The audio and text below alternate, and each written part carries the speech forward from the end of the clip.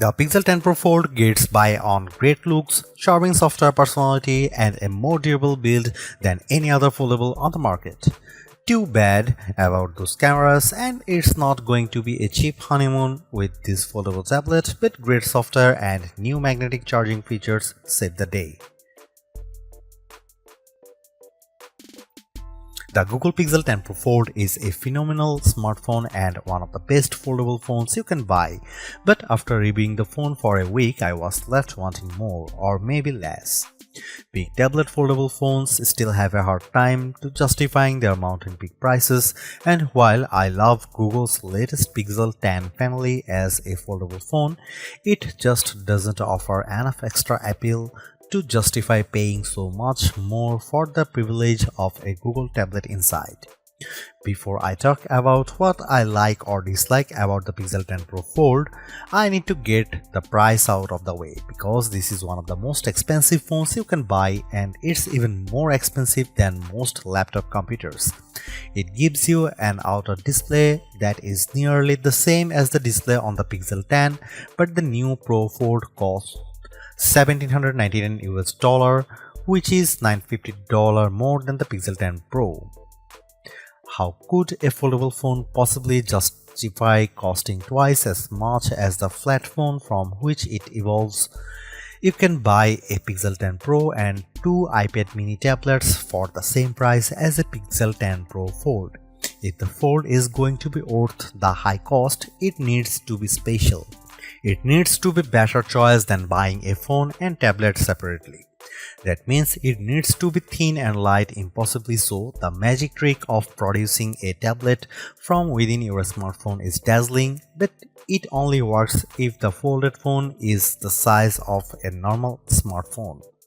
Sadly, Google hasn't made the Pixel 10 Pro Fold any thinner this year. It's even taken a step back, while Samsung has blown us away with its super thin Galaxy Z Fold 7. To be fair, the Pixel 9 Pro Fold was the thinnest phone you could buy when it launched in 2024, but this is the year for thin phones, and the new Pixel Pro Fold has been snacking between meals. A foldable phone also needs to do things that a flat phone cannot do. The Pixel 10 Pro Fold doesn't just have a bigger display inside, it also folds in the middle, so you can use the two sides of different functions. You can also use the inner and outer displays as simultaneously.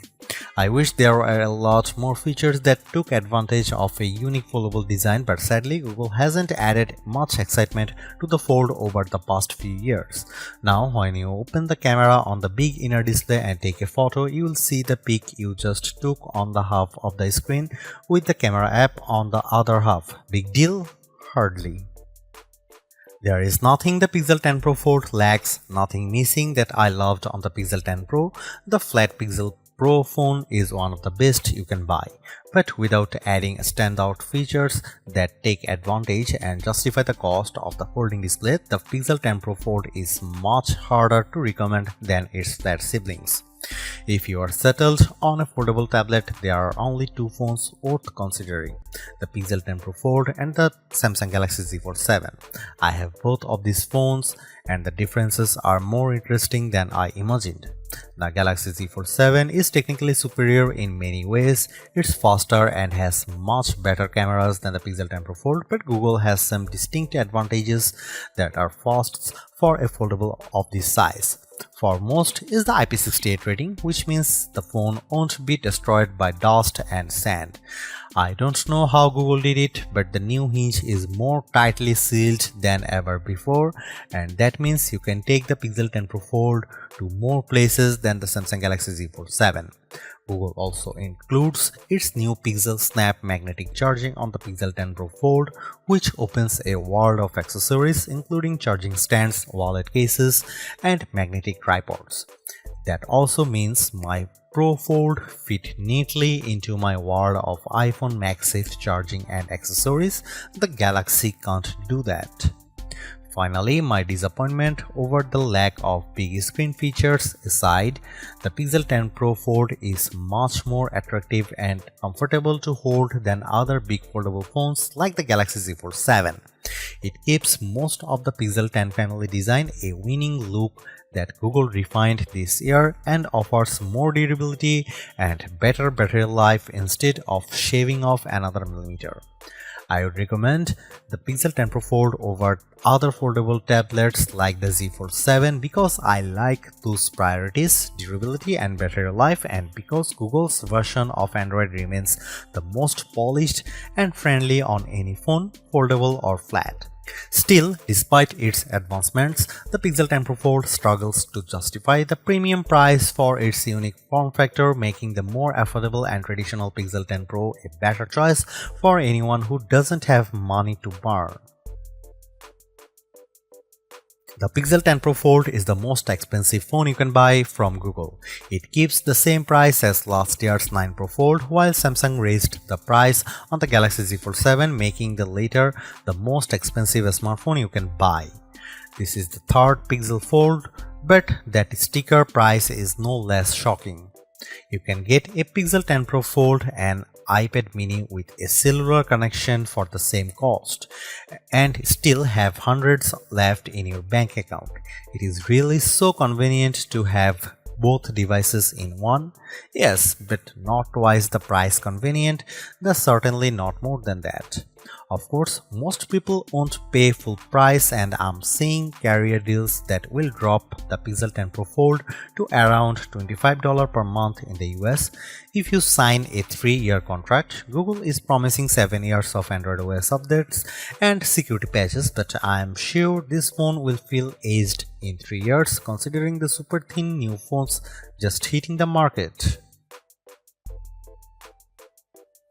We can't expect phone makers to come up with new designs every year, so I don't fault Google for making the Pixel 10 Pro Fold a more refined, more durable version of the Pixel 9 Pro Fold. Unfortunately, in the interim, the Galaxy Z Fold 7 arrived and redefined what I expect from a foldable tablet. A foldable tablet is the thinnest phone you can buy, at least when it's unfolded, but which foldable tablet is actually the thinnest? Last year, it was the 5.2mm Pixel 9 Pro Fold. This year, the Fold gains a hair of thickness, while the Galaxy slips under the gap with a 4.2mm frame that, while closed, is nearly as thin as an iPhone 17 Pro. TikTok. Maybe next year Google will win, maybe it will be Samsung, maybe Apple will have a foldable phone that's thinner than the iPhone Air. Don't let these complaints distract you. The Pixel 10 Pro Fold is already thinner than the iPhone Air when it's open, even though it's thicker and heavier than the Galaxy Z Fold 7 by a noticeable degree. The Pixel 10 Pro Fold is the nicer looking phone. It has gently curved corners, pleasantly rounded edges, and a beautifully machined camera block atop the gorgeous jade green or alluring moonstone blue-gray. The Galaxy feels sharp and edgy by comparison. Both of the displays on the Pixel 10 Pro Fold are excellent. They are bright and colorful even on a sunny day. I loved using the inner display to take photos with the camera. I am definitely the dork who wished my old iPad had much better cameras. The camera also has more dual screen features than any other app, so it was most fun app to use during my review. The outer display is pretty much the same screen as the Pixel 10 Pro. It's the exact same size and resolution, unlike the Galaxy Z Fold 7, which still uses an unusually narrow cover display. I was always happy to use the front screen on the Pixel. It felt natural.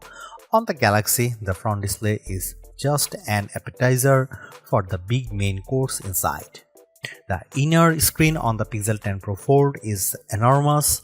I love using it for reading, and web pages get blown up so much bigger than on a normal flat phone that it's an entirely better experience. Then I open the crossword or doom scroll my socials writ large, and this foldable tablet wins me over.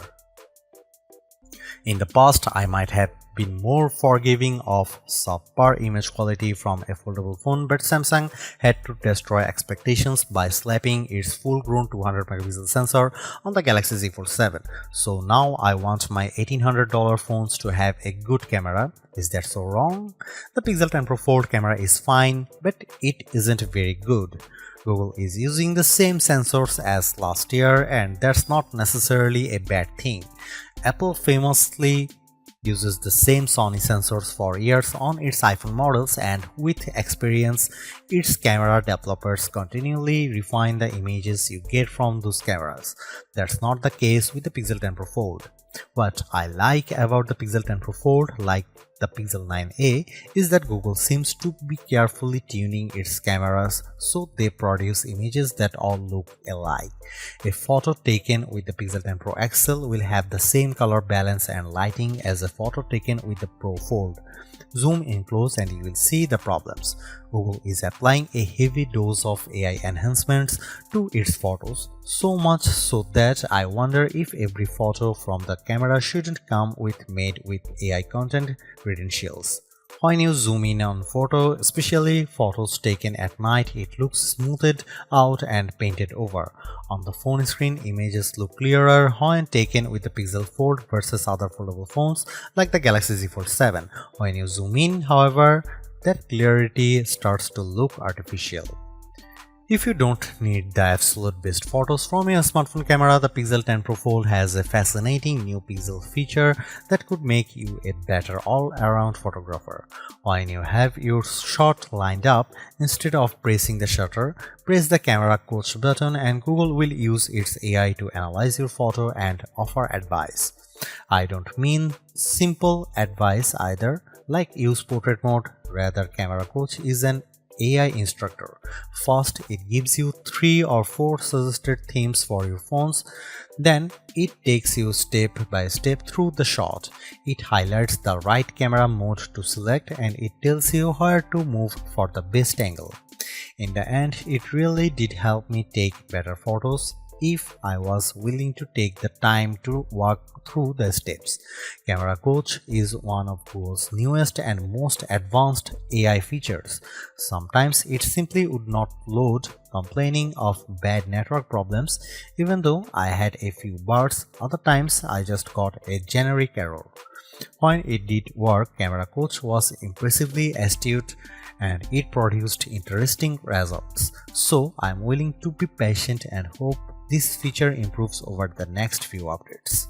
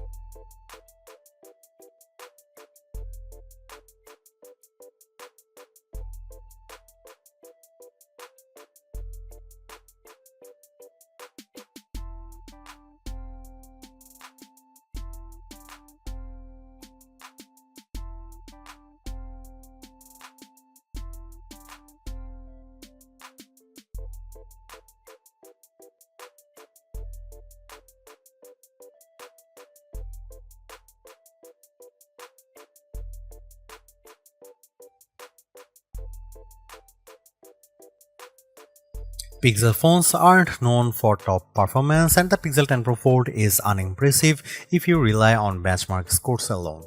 In my real-world testing, I found the Pro Fold to be smooth and responsive, especially when switching apps back and forth between the outer and inner displays.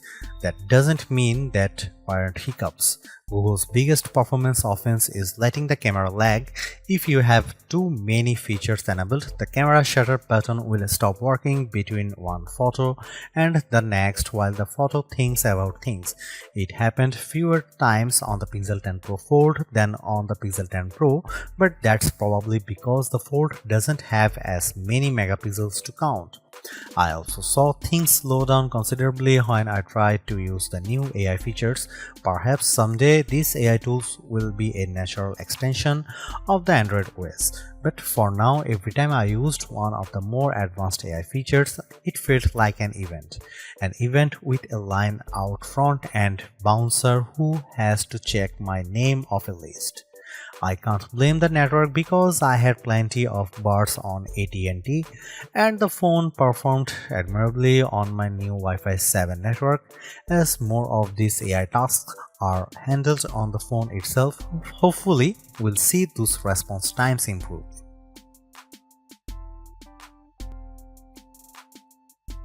I will admit that the battery life isn't a huge priority for me these days, as my home, car and office are littered with wireless chargers, so I am continually topping up my battery. The Pixel 10 Pro Fold makes doing so especially easy with Google's PixelSnap magnetic charging. It's the first foldable that will stick to my iPhone's MagSafe charging gear without a special case.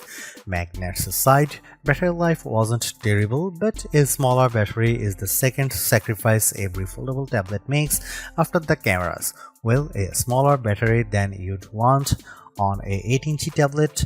The Pixel 10 Pro Fold actually packs a capacity of around 5015 mAh battery, which is a bigger battery, but having two displays will drain the juice quickly.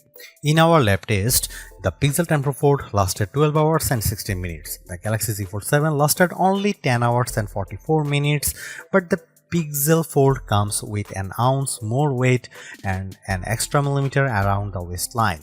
An Apple iPhone 17 Pro Max is thinner than a closed Pixel Fold, weighs more than an ounce less and managed 5.5 hours extra of battery time, 17 hours and 54 minutes. In fact, in our rundown tests, that's how long an expensive smartphone should last. The Google Pixel 10 Pro Fold is a versatile foldable phone with impressively vibrant displays, a durable design, and better battery life than the Samsung Galaxy Z Fold 7 for $200 less. Plus, I actually preferred the camera quality in many of my test shots. It's just too bad that Google's foldable comes in a relatively thick and heavy device.